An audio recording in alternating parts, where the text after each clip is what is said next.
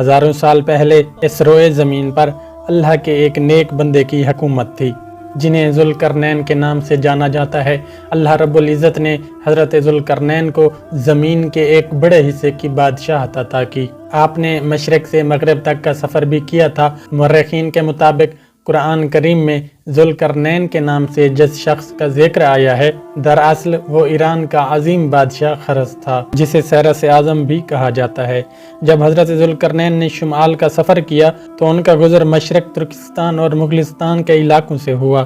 یہ علاقہ دو عظیم پہاڑوں کے بیچ آباد تھا اور پہاڑ کے اس پار یاجوج مجوج رہا کرتے تھے۔ ان لوگوں نے ذوالقرنین سے یاجوج مجوج کے فتنہ کی شکایت کی اور کہا کہ یہ قوم بار بار ان علاقوں میں حملہ کر کے فساد پھیلاتے ہیں، تو حضرت ذوالقرنین نے اس سرکش قوم کے یلغار سے حفاظت کی خاطر ان پہاڑوں کے درمیان ایک مضبوط دیوار تعمیر